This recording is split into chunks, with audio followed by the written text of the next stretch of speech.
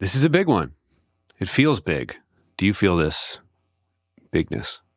Should we set expectations high or low for the people, what they're about to hear? I feel like this song deserves more justice than I can give it, but it's a good one. Yeah. It's a big one. We're going to whiff and we should do it, but that doesn't mean we're going to do it well. Let's just get into it. Okay.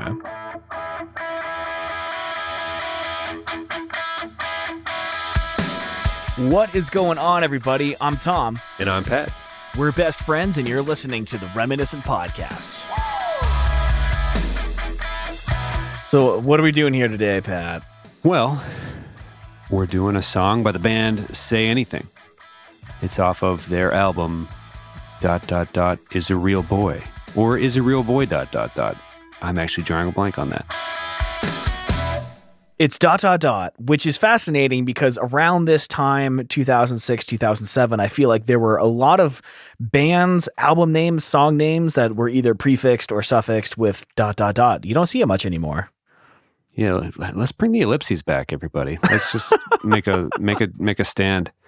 We could pick any number of songs from this album, but actually many. Like their first 18,000 albums have 18,000 songs each on them. It feels like they're these sprawling double album rock opera triple effort things. No, it is Alive with the Glory of Love. We should have done this probably a long time ago, or we should never do it because we're never going to get it right. We're never, ever, ever going to get it right. But yeah, it feels... I was trying to write down in the notes my distinct memory of this, and I don't know if I want to do that now, or let's lay down some fast facts or talk about your first impressions of the band. I remember feeling like the band was too cool for me when it came to Erie. Like you could tell cooler people elsewhere. It was a little like Modest Mouse for me. Like whatever he's describing, I've never seen or lived that, right? Like I don't think you could find those shows or those scenes. His use of the word foyer was intimidating. There's just a lot going on. Yeah, I don't know. Did you have any I felt like, plus it took me a few years to really dig into Is a Real Boy as a whole because of how I guess jarring Say Anything can be at times, right? I don't know, you hear that song and then you go to the album and you're like, okay, so they have a wide range of things that these people do. Like there's plenty to dig into, it took me until probably college, years later to finally make it to Every Man Has a Molly and really fall in love with that song, years later. And there's no right or wrong way to enjoy art, I guess, so that's fine. But yeah, it wasn't this wasn't one of those things where it's From Under the Cork Tree just feels right. This whole album just makes sense to me. I definitely had to sit down and spend some time with it, which I think is something that youth provides, I guess. This is just the album I'm going to work with over the next several months because I have this CD or whatever. So I don't know if you feel the same way or not, but I was definitely intimidated by the band overall because there was just there's a ton of stuff and you've missed it already. It felt like I was too late to the party, but this song kind of was just demanded your admiration almost. It was just, wow. Yeah, I don't know. Everything about the song, and we'll get into it, of course, but yeah, I don't know. It's just kind of, damn, it's so good. It's so good. I had kind of a tumultuous relationship with Say Anything. I reference her so much on this show, but my first love, Hannah, introduced me to many songs that I love because I know that they were some of her favorites. On the Postal Service episode, Sleeping In became my favorite because it was hers, and she was so fucking cool that you just knew anything that she loved was Well, who are the Sherpas on the show so far? Her, right. James McCallion, and Sam Cray. We have 3 dignified, certified Sherpas, music Sherpas for us. Yeah, she's the big one. And on the flip side of loving stuff that she loved, I was 17 when we were dating. I was very immature. This is about 2008. And I was extremely jealous of everything. She wanted to watch some movie about Che Guevara, and I was jealous because I thought she thought he was sexy. I was such a pile of trash at 17. That's such an insane thing to even repeat, but it's true. Just full disclosure on how far I believe I've come along in life. Yes, but for those listening, I realize I should be reacting more to this, but I am familiar with this particular anecdote. So if you're saying, wow, that Che Guevara thing is pretty intense, I agree. And I have agreed in the past, vocally and at a higher decibel level. But I'm familiar with it. We're moving past it, everybody. It's but it is a lot to take in. I see where you're coming from on that. Yes. And you had a similar feeling about Maximus Bemis himself. Yeah. So, okay, there were a few artists that Hannah really loved. And I mean, like, just absolutely adored them. And again, me being jealous, I thought that everything was a threat to me somehow. She's my first love. I was insecure, whatever. I didn't think my hair was very cool. And I thought your hair was great. Oh, thanks, man. So when she would talk about Max Bemis, I can still picture the smile on her face one day when she was driving her mom's Honda Pilot, and she was just like, Max Bemis is a genius. And like her face lit up. She was like staring off into space, and I could tell she was like picturing his face, and it made me so jealous. And from that moment, I was like, yo, say anything. I just hated them. And not only that, I was like, we've talked about this on the show too. I was so weirdly like hyper Christian at that time, and I felt like I had to hate things that were like immoral because I would go to hell if I didn't. And can you describe how this song was immoral to you, or this band at the time? So one of the first songs she played was Alive with the Glory of Love. And first of all, I think jarring is the right word. If you're not ready for it, it might hit you across the face in a weird way, as did Motion City soundtrack. I said attractive today. I never feel quite ready for it. Real quick, I don't want to lose this thought. Sorry, welcome to the show. Tom, stop. You know that meme on Twitter where Vince McMahon of professional wrestling fame, it's a galaxy brain meme where there's 4 stages of excitement basically, and his eyes are glowing by the end of it, where he's oh. I picture me reacting to hearing the intro to this song for the first time exactly like that, like, oh, and then it's like, and then like my face goes, oh, when and then I'm like, like, I just like, every stage of it is just, and I think, sorry, I'll let you continue in like 4 seconds, 4D, whatever. Like, I think Max Bemis could have been just another nobody with the risks he was taking and kind of how personal the lyrics are on Is a Real Boy. But when they pay off, they land so hard and so real. Like all the albums almost are all over the place, but when they're on and they hit and they make sense, that they are that much bigger of a payoff. It's one of the, so like, I don't know, they're willing to go wild. They're willing to be crazy. And, but the payoffs are so huge because of it. Like there's no safety there. And, I don't know. It almost makes you feel, I don't know. It's exciting. I feel like Vince McMahon when I'm listening to Say Anything, I think is what I'm realizing here today. No, that's good. That's good. I mean, I definitely get that now, but at the time it was just like, oh, this dude thinks he's so cool. He's trying so hard to like get a reaction. Cause I just thought like, I don't know. Well, I was insecure. We talked about this on the Motion City episode. When they say, let's get effed up and die, you're like, okay, you have my attention. You know, it's like we talked about it on the Fall Out Boy episode. Nice hat. Should you want us to ask you about it? Like, I have no idea what order these episodes are going to go out. So this either makes a ton of sense or no sense at all. But it's almost like when I watch you, I want to fornicate immediately, basically, right? Is the whole message. And it's like, I don't know, there's nothing phony about it. It's almost like, yeah, okay, what happens next? Okay, you have my attention. The intro was crazy. Where do we go now? You went here. And then they go into this whole like not so subtle World War II themed love story that I didn't pick up on for like years. And I feel badly about that. But I don't know. Every turn is just like, we'll get into it. But it's exciting. It's very exciting. Yeah, I mean, it is all over the place, but over the years, I've come to find that it's in the best way possible. You know, the line, when I want to do you right where you're standing, at the time at 17, I was like, oh my God, can we just have a good song without talking about these immoral values? Yeah, you went through it for a minute there. Although, to defend you a bit, so did the whole Erie scene. Like, sure, yeah.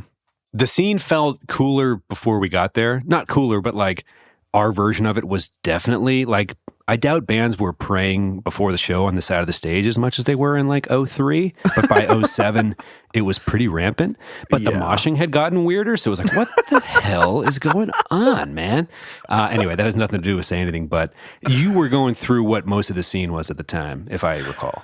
Right. And I was kind of like playing this role of myself almost where like I wasn't as a teen, Tom. Who freaking wasn't, my man? I mean, my first girlfriend and her family put the fucking fear of God in me, and not even like, I'm a God-fearing man. Like, I was terrified is honestly what it was. And I thought that if I portrayed this version of myself where I said out loud, this song is immoral, I wouldn't burn in hell forever. Like, I was a very scared because it's not child. how you feel, it's what you say. Exactly. Do as I say, not as I do. So that was 17-year-old me, terrified of everything. You know what, Tom? Ugh. You know what that reminds me of? And this is a hell of a segue from like some behind-the-scenes discussions.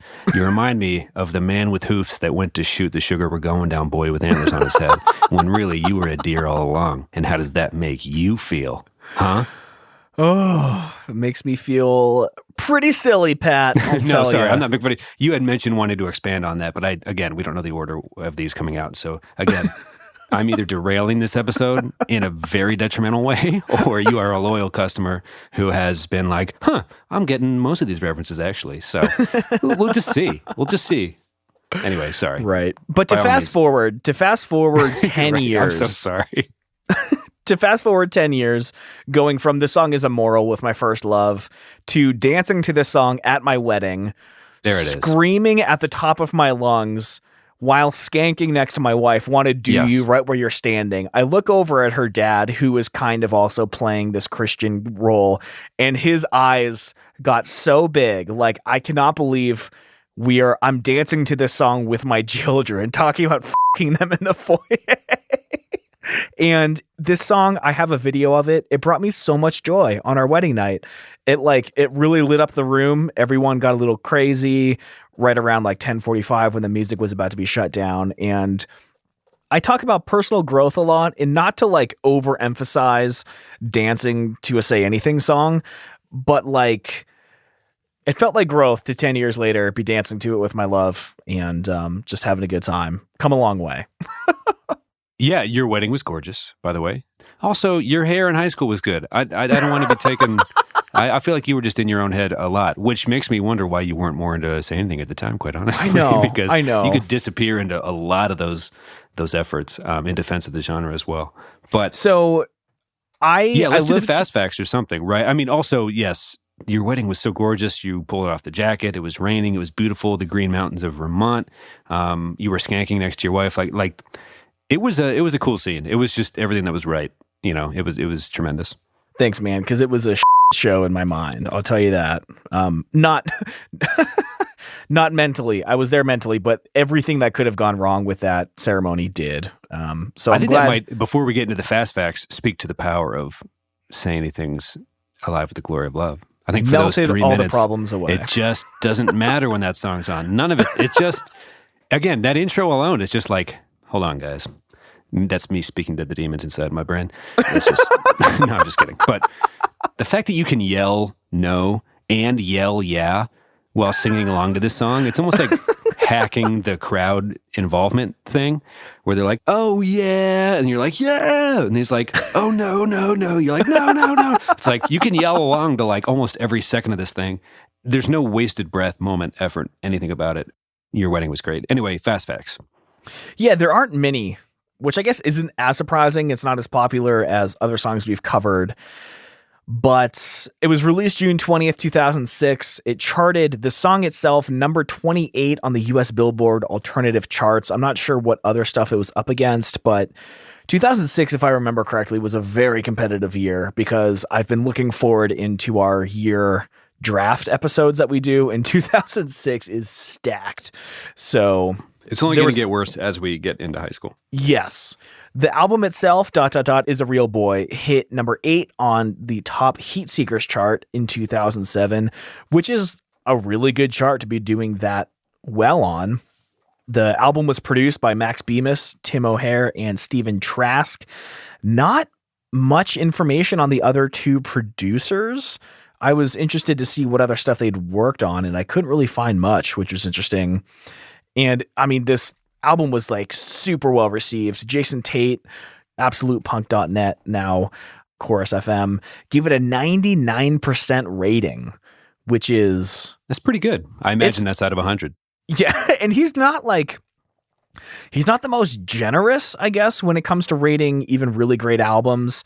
And overall, it had a lot of really positive reviews, 4.5 and 5 out of 5 stars for a lot of many different publications. Rolling Stones gave it a 3 out of 5, but that's not really surprising, I guess, because it seems like people that do well on Rolling Stones are a little more predictable than, say, anything tends to be. Is that fair?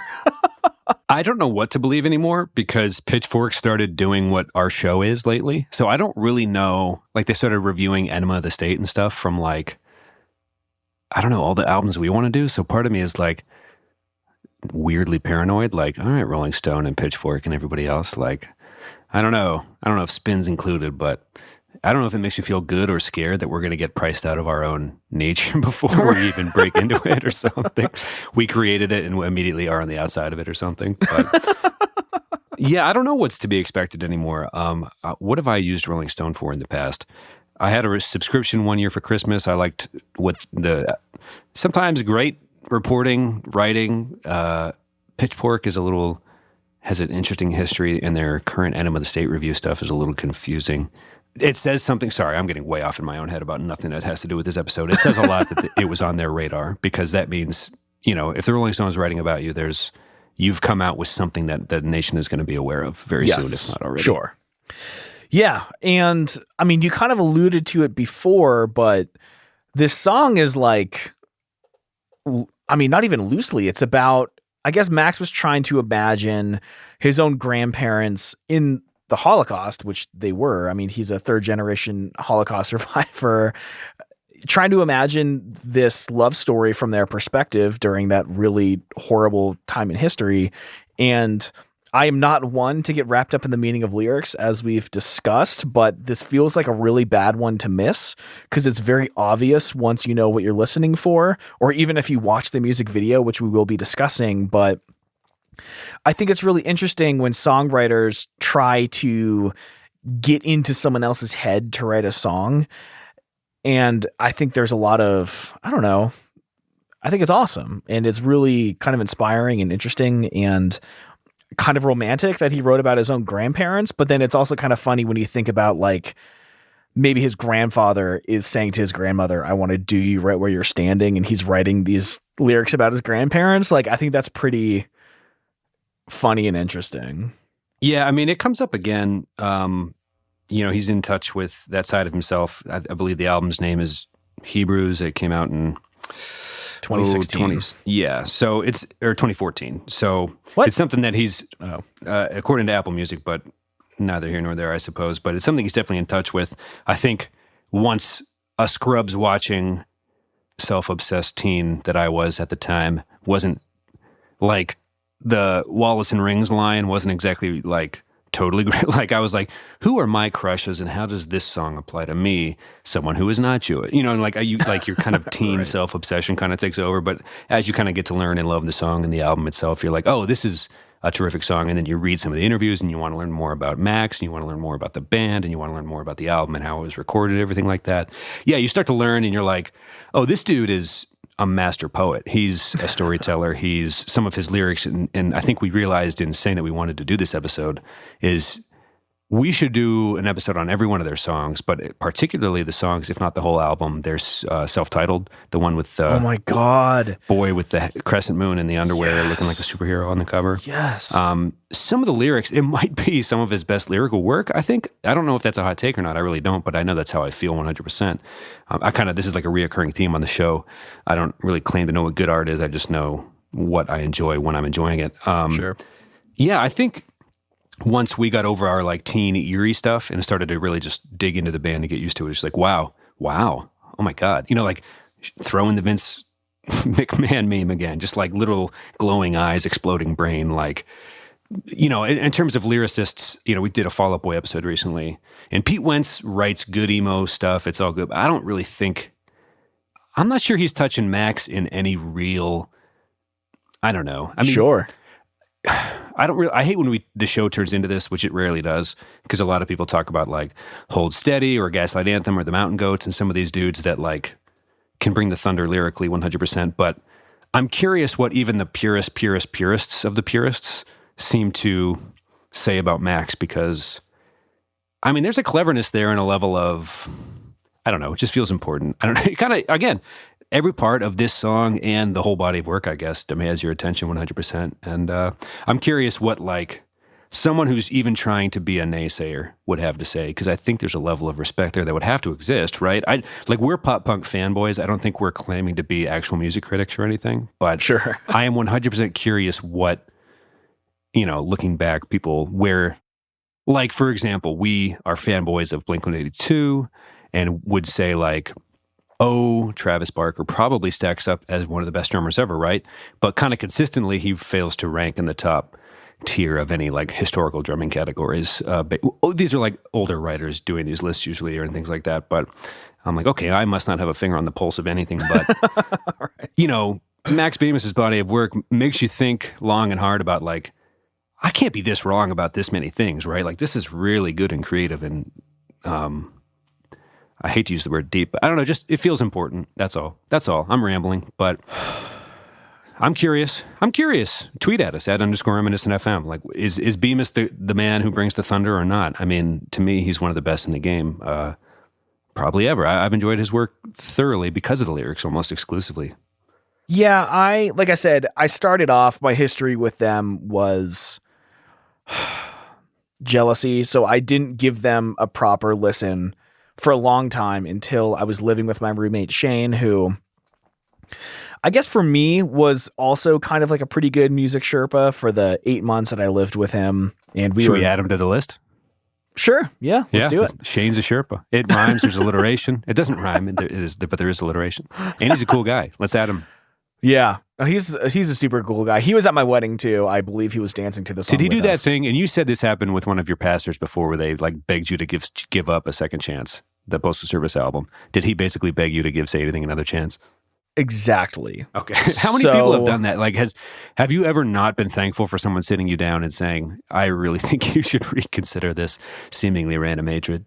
A lot of people try to with the Beatles and stuff, and I can't get past that. But we don't have to go there today. We don't even have to do that today.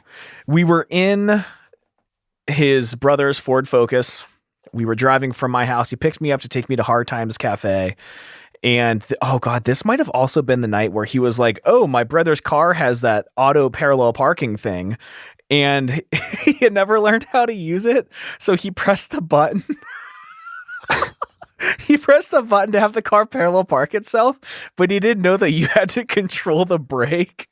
And like he pressed this button and the car was just like and it like flew into this parking spot so fast, and I screamed so fucking loud, dude. It like he slammed the brake and it like screeched to a halt. But I remember him making fun of me for months, just being like, ah! But anyway, that's smart of him to get ahead of the making fun of in that scenario, because I feel like there's a lot to be said for him almost like destroying a lot of property there. So I think it was the same night where he was like, do you say anything? And I was like, I mean, I told him the backstory. And Why he was like, you ask me if I mess with Che Guevara while we're at it, guy. There's like, yeah, how much time do you have? You want to go grab a cup of coffee or something? So we were going to get, what were they called? The Frito chili pies at Hard Times. And he was like, dude, he's like, I know what music you like. Listen to Eloise off of the self-titled album. It will destroy your soul. And if there's one thing we know about the show, I like music that makes me want to jump off of a cliff, and that song definitely does it. I have given a lot of time to the self-titled album and not much else, and I think that like their career is almost, in my personal life, a victim of how perfect that album is, because when I want to listen to Say Anything, I keep going back to that self-titled well, because I know I'm going to love it every single time. Every song is perfect. So all that to say, I love Alive with the Glory of Love, but I am not probably the right person to be doing this episode. That's probably true for most of the episodes that we do. But, it's interesting to hear you say that. How does their music translate into other contexts or spaces? I know that growing up, we used to take a lot of road trips. We used to drive a lot of places to visit my mom's family and stuff in Johnstown, PA, and Central PA, and Southwestern PA, and things like that. Sneaking Say Anything into the playlist was not a good call ever, even if I had constructed the playlist. Like, hey, this one's for me. You know, they're like, no, we don't like the Feudal or Spider song, like rat poison for dinner. What the? Are you okay, man? You know, like I'm like, oh, I guess I didn't even think about it, but no, I think I'm good. Oh God, you know what? Now that you mention it, no, like it was definitely a kind of a mindset that didn't translate well unless you, the listener. It's definitely a headphone band. Maybe I think I'm realizing as I say this out loud, but. Let's go back to the song at hand here, Alive with the Glory of Love. Let's talk about the music video, because I'm not sure that, I think that might be their most universally appealing song in the catalog. Like, Ooh, I Can Get Sexual Too, I think is off Is a Real Boy, and I think might have been the quote-unquote hit. And they stopped performing that recently. Makes total sense. Yeah. Alive with the Glory of Love, I'm going to throw this down, I think. It is the easiest in their catalog to fall in love with, possibly because it's the easiest song to fall in love with in the history of recorded music. No, but you know what I'm saying? Like it is, there's a certain amount of specialness there, and I want to get into my Scrub stuff a little bit because it appeared, you said it reached the Heat Seeker chart in 2007. In May of 2007 is when the finale of season 6 of Scrubs aired, and it was in that episode. And I don't want to do that yet. I want to do the music video first and then maybe finish with that. But there's a certain amount of like, I'll just save it. You want to do the music video? Let's do it. Okay. After you, good sir. Oh, after me. Or after me. I don't know. There's because the video, you said it wasn't even the band's YouTube page. Yeah, that's what's really interesting is I'm wondering why when you search Alive for the Glory of Love, all you get is the music video in 360p. And we poke fun a lot at the All-American Rejects music video for Swing Swing. But only because every band has that first music video where you're just like seeing them on camera for the first time. Like this feels a little like that, but the story is not super complex, but does match the energy of the song a little. I don't know if you had any thoughts, but yeah, the band didn't, it is uploaded by a random guy, but still has like hundreds of thousands of views. So it is kind of like the YouTube video that people go when they want to watch this, which is definitely kind of an interesting thing. Yeah. I mean, it's not even uploaded by the band. It's in 360p, uploaded by some random guy with 93 subscribers. And every word in the description seems to be a typo. It says, this video is nowhere on YouTube, so I feel personal responsibility to post it, spelled T-O-O. I love you, Cindy, to this day. To, again, spelled T-O-O. And it's just so funny. Rough. Like, I love you, Cindy. And it's Alive with the Glory of Love. 93 subscribers, 184,000 views or something. Why did the band or their label take this down? I'd want to know the history of that. So a friend from Erie, an old baseball friend who loved Say Anything more than anybody I knew, I think, he gave me the impression, and I should have done more research to back this up, but I mean, this happens with all musicians, that they write a song or an album that people love so much that they call for it at shows, and 20 years later it becomes not so fun, right? I wouldn't have, like that whole quote of, I wouldn't have written the song if I knew I had to play it every week for the rest of my life. It becomes kind of a Sisyphus thing, like the boulder up the hill type situation. But maybe they were trying to distance themselves from Is a Real Boy, because there's been a ton of, I would say Bemis has been more productive than most, maybe outdone by Weezer, but like people who were active in the 2000s during that era, like he's been pumping out kind of experimental, might not be the right term, but certain pop records, certain this and that. Like there seems to be an album every few years coming from, I don't know if it's the full band or just his brain, but maybe it is part of an effort to distance himself from Is a Real Boy, which I don't know what would have happened to force that way of thinking because of how much joy it brought so many people. But yeah, maybe there was just some fatigue there or something, I guess would be my loose guess based off of not a lot. When you said the album name before, I thought you said Israel Boy. No. Is a Real Boy, and the album artwork is a wooden nose of a Pinocchio-like figure growing. There's intrigue, there's potential lying, there's, it's a Pinocchio thing. Yeah, sorry, I should have been more clear with my wording, but it was another reason why they felt so intimidating to me, because the Pinocchio thing, I'm just like, what the hell does this even mean? You know what I mean? Like, Blink-182 was usually naming things after, like, even their song titles of pretty specific teen, hijinks. But this was like, not poetic, but like, what? So and then you listen, you hear the first lyrics. I'm like, I don't know. I just don't know if I am cool enough for this. Honestly, I really don't. But yeah, the music video wasn't too much to write home about. It's just basically two kids escaping from camp and attending a Say Anything show in the woods, right? Yeah, I mean, I think a summer camp is what they're trying to show, but I think they're trying to tie it into the lyrics a bit, and how intensely the summer crew at the camp is looking for the people, I guess. Yeah, I think also maybe the double meaning of like a camp, especially considering what it's about.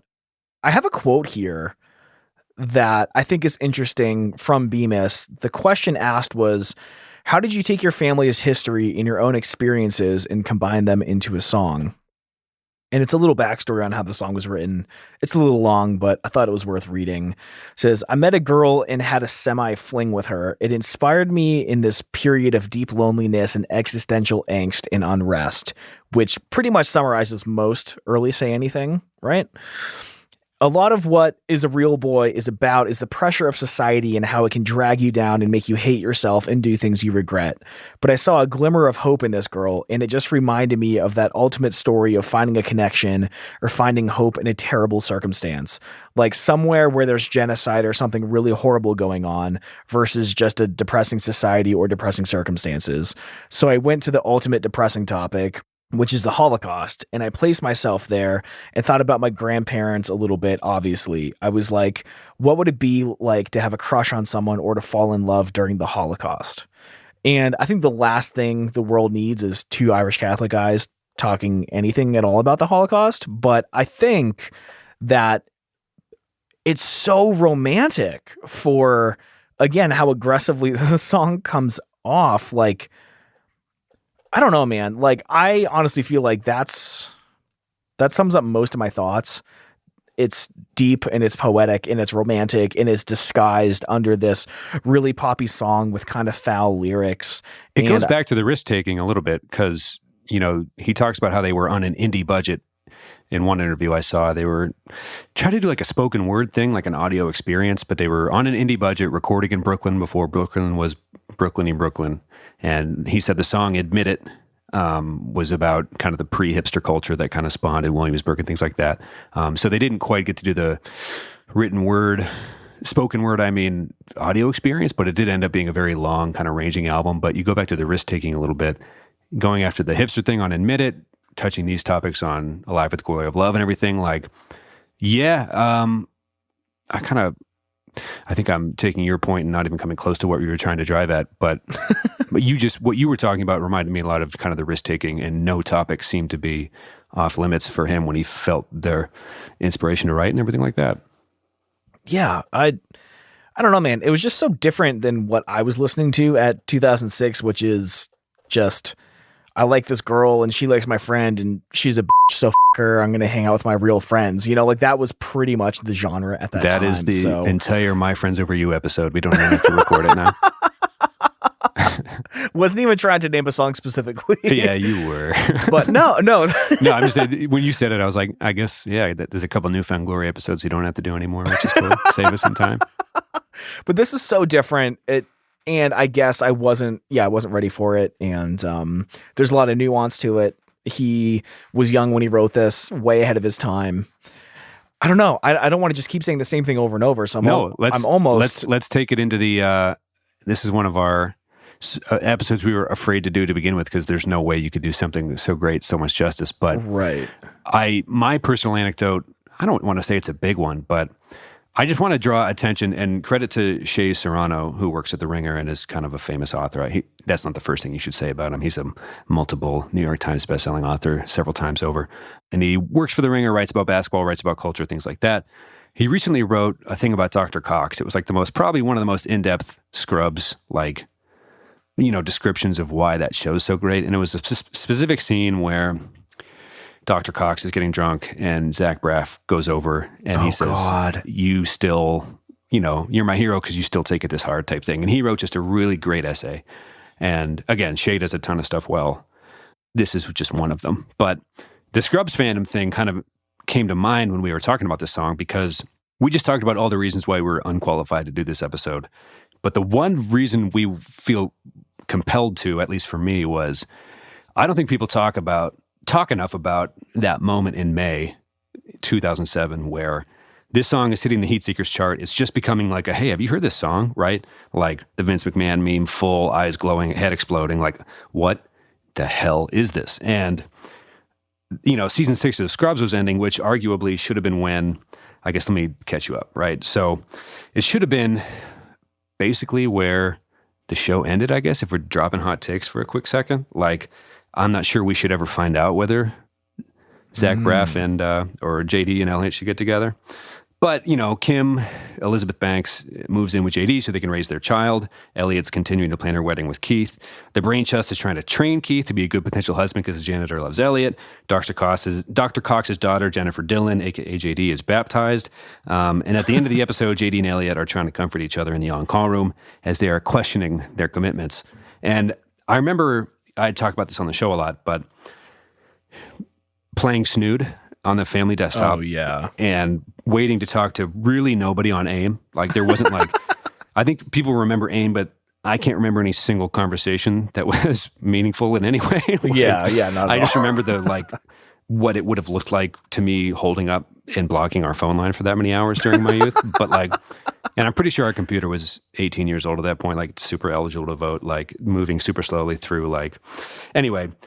Other than listening to the 45-second Windows Media clip of Hey Ya that was on our computer somehow. Oh my God. I remember putting my headphones into my CD player, the burned version of this mix that had Say Anything on it, and just listening to Alive with the Glory of Love. Probably freshly aware of it that summer because Erie's behind. Like there's no way in 04 or 05 we're like, oh my God, that upstart band Say Anything is they're recording this new huge album, Israel Boy. They're recording it in Brooklyn right now. Yeah, no way. Cool. Glad we in Erie are aware of these things. Not at all.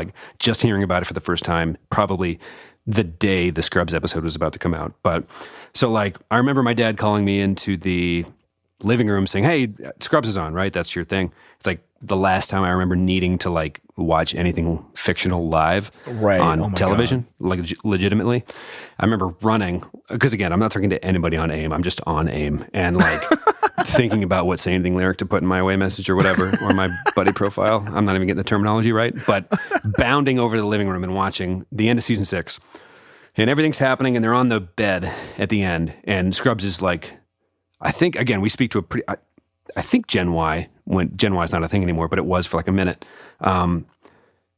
Yeah, I think that was more momentous occasion than a lot of people give it credit for. I don't know if you feel the same way, but I remember watching live and Elliot's well, there's no turning back. I'm getting married. The people bought plane tickets. The gifts are here. And she's like, I'd have to do something big. And JD's like, we'd have to go nuclear, because they're both this is it, right? Wrong. And then the Say Anything starts to play and you're like, they're not going to do this. There's no fucking way, man. They can't. They wouldn't. They won't. And then that intro starts to play and then her hand kind of reaches over as if they're going to hold hands. And then they show Keith is alone in the apartment waiting for the rehearsal dinner the next day or whatever. Kim is going to drink her doctor allotted glass of wine that she jokes about a few episodes earlier about having JD's kid or whatever. Yeah. The voice comes in. When I watch you, I want to, et cetera, et cetera. And I just remember sitting there how dare you? People talk a lot about who you would want to have lunch with in your life, alive or dead. And common answers are probably Abraham Lincoln or JFK or Nikola Tesla or whatever. I want to talk to Bill Lawrence and just ask him some questions, man. There's so much going on here that I don't think legitimately doesn't get talked about enough. It felt bigger. It felt so enormous at the time. It's never left my brain. They did that. I think we just need to take a step back and acknowledge that they took what was the trendiest, most explosive song about love, kind of the month it hit the Heat Seeker chart, and put it in the most decisive episode of a series that was, I think, not just a cult favorite. I think it was the favorite for many people alive at the time. And it felt huge. I think they should have ended the series there. I think JD and Elliot are horrible people, and I think we don't need to know what happens to them after that episode. Like the end of season 7 and we've already done a Scrubs episode, I think, like 200 episodes ago. We did. We did, yeah. There's been a lot of and stuff. And it was horrible. Before we knew what the show was, yeah, it was bad. Because we were like loosely talking, you can't do it in one episode. There should be just a Scrubs podcast. But there should be 10 of them. There should be, right? Just on Todd's high fives. But like in season 7, it ends with that like fairy tale episode, and it's supposed to like feel good or make sense. I would argue that let's just take a moment to realize that they just threw it all away for nothing. They play the Say Anything song, which is like, how dare you? Who do you think you are? But they come back in the episode 1 of season 7. He's be like, oh my God, I don't want her. And it's like, oh, wait, JD's wishy-washy? This is new and fresh. No, it's all great. And I love anything pre-Franco is good. Oh, okay. I like But no those disrespect to seasons. Franco, only because without Carla, it doesn't feel like it carries any weight. That's my main point there. But wow. I watched it all several times, don't get me wrong. But, the show Community was on and off the air as well throughout its run, and people would always ask for 6 seasons in a movie.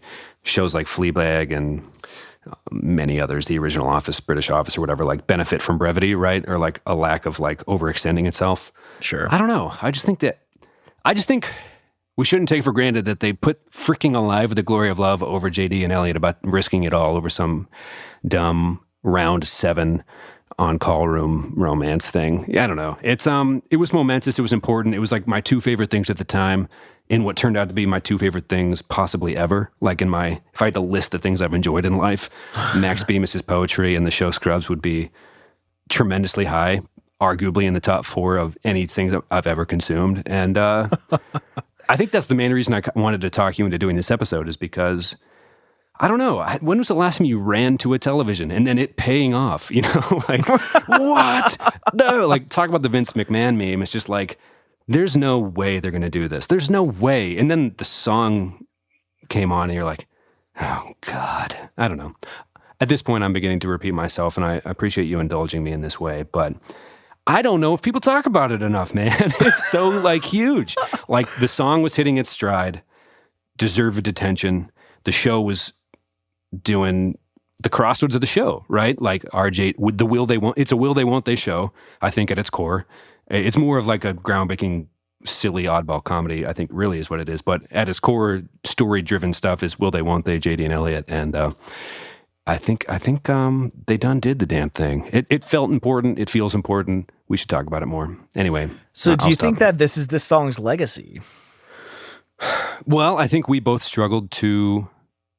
I think maybe it could and should be. Honestly, I think we both struggled to want to do this episode because we had a song this good and this, like an album that takes this many risks and does so many things, and a song that covers certain topics and all that. Like we're underqualified in a lot of ways to talk about certain aspects of it. Yeah. But what is its legacy, right? Like we talk about a lot of songs on this show that don't feel very, I don't know, of consequence, right? There's a lot of like, oh, it was just the silly pop punk niche we talk about. Right. But this song feels like it transcends that, man. And it literally made it to network television at the prime of one of the most iconic, I would say, iconic series. Again, I'm speaking all from personal preference here, but I would argue that could be. It could be. I don't know.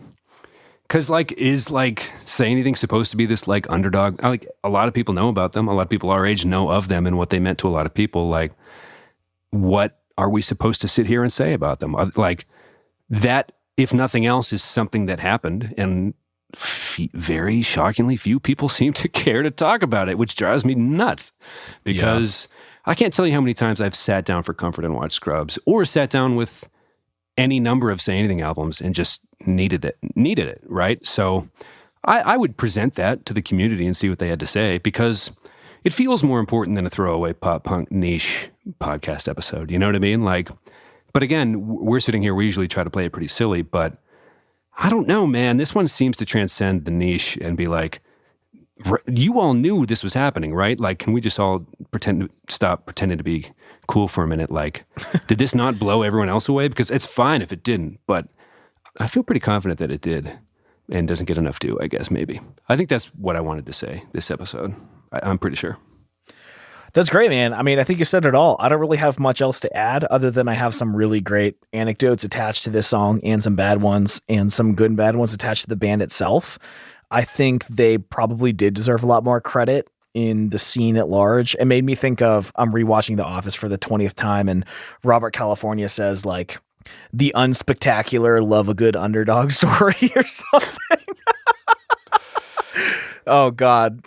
Best character on the show. But yeah, I don't know. I want them to do more and be better, or not better, be better received, I guess. I don't think they were helped by, well, Weezer's is again, hey, Pat mentions Weezer in the last 10 minutes of the show. Ding, ding, ding, drink. Everybody drink.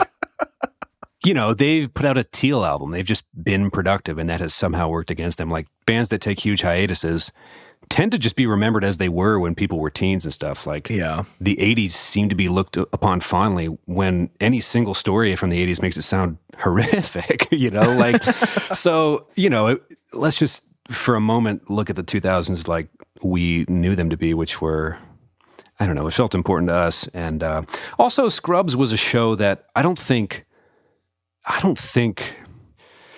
not Zach and Miri. It's a show. It's a movie about a playlist.